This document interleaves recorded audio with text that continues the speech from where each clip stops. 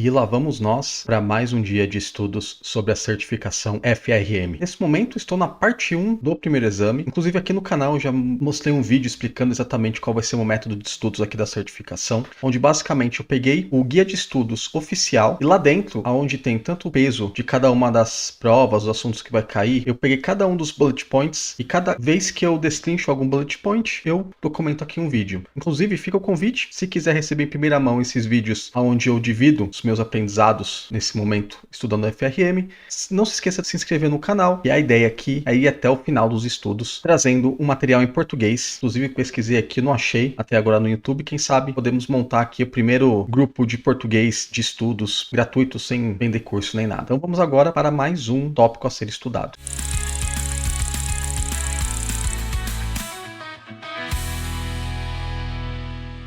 Hoje vamos estudar um pouco sobre modelos multifatoriais. Bom, até coloquei aqui na thumbnail que trata-se de um tipo de mensuração, né, criação de modelos, que de fato é o futuro da gestão de riscos. Posso te afirmar com clareza que hoje em dia dificilmente você vai identificar modelos que são responsáveis por grandes carteiras ou por qualquer tipo de modelagem diretamente dentro de um arcabouço de gestão de riscos em valores que são significativos para uma grande empresa, que não vai envolver algum tipo de modelo multifatorial. E o conceito de um modelo multifatorial é simples, que aqui ele meio que é um avanço do KPM, aonde o KPM considera apenas o fator de retorno e a sua variação para definir qual é o risco dele de atingir ou não, como fator único de você mensurar o risco. O modelo multifatorial considera que é a melhor forma de você conseguir medir os fatores de risco, principalmente os sistemáticos, aqueles que são envolvidos no mercado, aqueles mais difíceis de você conseguir cuidar ou mensurar olhando apenas um ativo, eles são definidos por múltiplos fatores. O que parece ser óbvio, por muitas vezes acaba saindo da premissa teórica, principalmente quando a gente tenta transformar de alguma maneira uma mensuração de risco, trazer para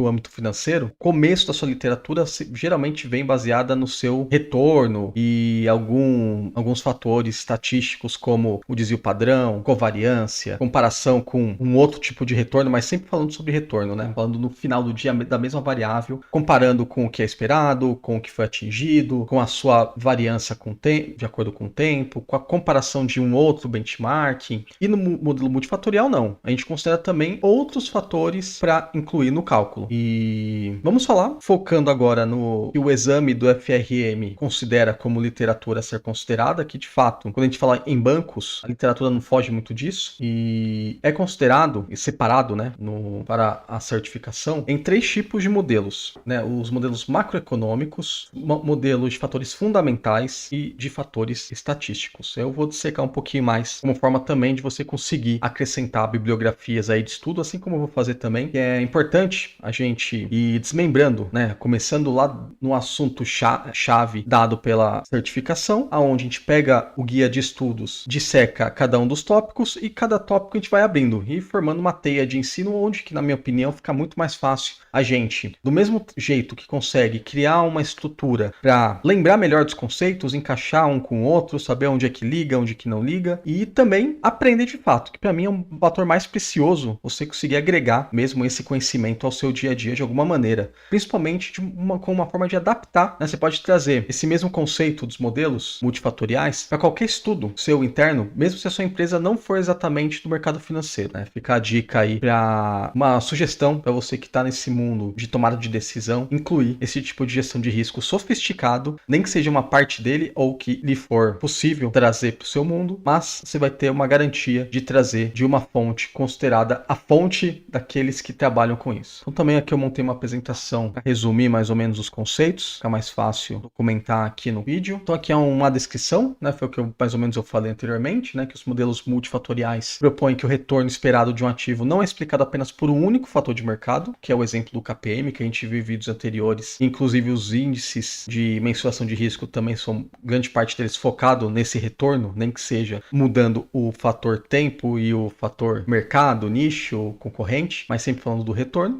E aqui nos modelos multifatoriais, não. Ele é focado em você conseguir explicar o risco sistemático por múltiplas variáveis ou fatores. E a base do modelo multifatorial vem de uma teoria muito famosa para quem já estudou estatística ou já viu alguma coisa sobre gestão de riscos, que é a teoria da precificação por arbitragem. E ele é um estudo antigo, lá dos anos 70, não me lembro quem foi que fez, pode pesquisar aí depois, nem imagino que vai cair, é mais como curiosidade mesmo. E essa teoria, ela parte de 3 premissas fundamentais, que são essas que eu coloquei aqui sobre que os retornos dos ativos são explicados por fatores sistemáticos, ou seja, não é somente, ele tem variáveis independentes por trás, não é somente o retorno pelo seu retorno que você vai conseguir tirar as melhores informações para mensurar o risco. Um outro conceito interessante, que é o que faz grande parte dos gestores de risco existirem, é que o risco específico, aquele específico do ativo, né, o que a gente explica por alfa em outros estudos,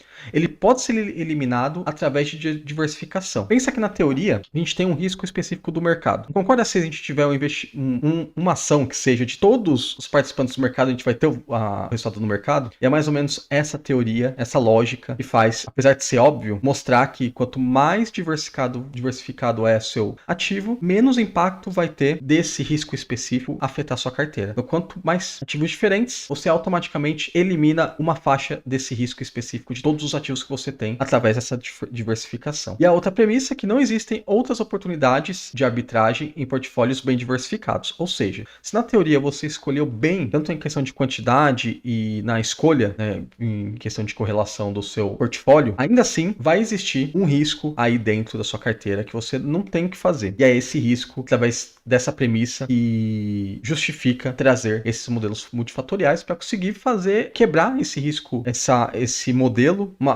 criando formas que você, não somente com a diversificação, mas com outras ferramentas, você consiga gerir melhor esse risco sistemático. Agora vamos falar desses 3 tipos de modelo, das 3 categorias que são separadas aqui dos modelos multifatoriais. O primeiro são os fatores macroeconômicos, onde você vai olhar a diferença entre as taxas de juros de longo a curto prazo, ou seja, o fator tempo ser considerado aí no seu mix de portfólio e ser considerado também como um fator que vai influenciar aí no retorno do seu portfólio. A inflação esperada e inesperada, também que parece é um assunto óbvio para quem já conhece o básico de ações. A produção industrial e também o spread de rendimento entre títulos corporativos de alto e baixo risco. Então, isso aqui vai mostrar que quanto o mercado tiver mais esse spread, é importante você considerar aí como uma forma de modelar e comparar essa diferença que você vai ter no portfólio também. E isso vai justificar um maior risco e, por consequência, um maior retorno ou vice-versa, uma carteira mais próxima a um retorno esperado. Agora vamos falar sobre os modelos de fatores fundamentais. Esse aqui cabe um tempinho maior para explicar, porque ele, por ser um assunto fundamentalista, né, ele é mais complexo, porém você vai poder ter muito mais informação, questão de dados das empresas, e é aqui com certeza onde estão formas mais sofisticadas e avançadas internamente em empresas, porque você vai poder fazer um mix de análises, assim como muitos traders fazem, né, pessoas que vivem de investimentos, acabam entrando nesse modelo de fatores fundamentais, a famosa análise fundamentalista, onde você consegue pegar dados contábeis das empresas abertas de capital, por exemplo, e tirar alguns indicadores, e nesse misto, né, que aí vai entrar muito da experiência do gestor aqui dentro, conhecimento teórico e prático, de identificar o peso e como você vai conseguir criar um modelo com todos esses fatores, considerando não somente o retorno, mas também o risco envolvido nessa tipo de montagem de portfólio. Lembrando que no próprio FRM ele dá a proposta de fazer esse cálculo, é bem simples, na verdade, mas eu vou deixar exatamente essa parte de cálculo para o momento oportuno dos tópicos.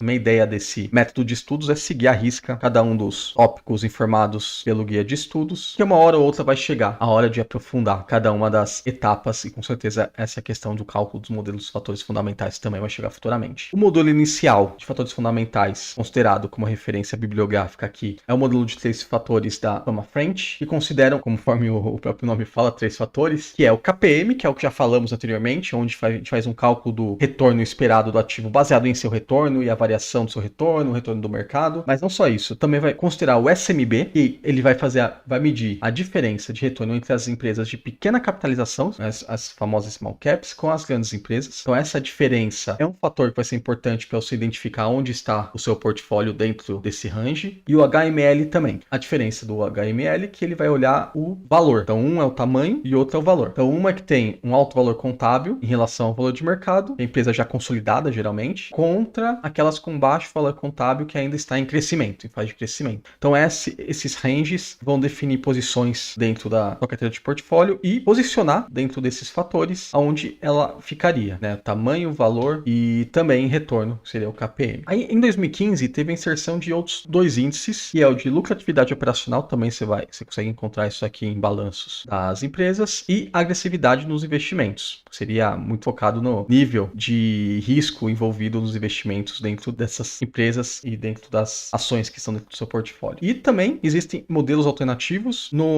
Na bibliografia deles, seleciona o fator momento, que de fato, quando a gente olha pensando na prática, você vê que faz sentido se considerar também esse fator, que ele vai olhar a tendência dessas ações de alta contra as de baixa. Então você vê tendências dentro desse portfólio de ativos daqueles que estão em tendência de alta versus tendência de baixa. E por último, também muito conhecido e acaba sendo meio que muito utilizado em supervisoras de mercado, para ter pelo menos um padrão único validado teoricamente, que são os modelos de fatores estatísticos, são mais padronizados, né? É o ato de utilizar dados históricos, aí os dados ficam à mercê. E aí entra o poder do cientista de dados, do estatístico, que vão criar esses modelos, utilizando esse conhecimento histórico que temos sobre matemática e estatística, para trazer e identificar quais são as melhores variáveis possíveis para explicar o retorno e o valor do risco de cada um dos portfólios utilizados. Também aqui é um assunto que vai abrir um leque para praticamente uma graduação, né? Uma pós-graduação de ciência de dados vai ter pelo menos 6 meses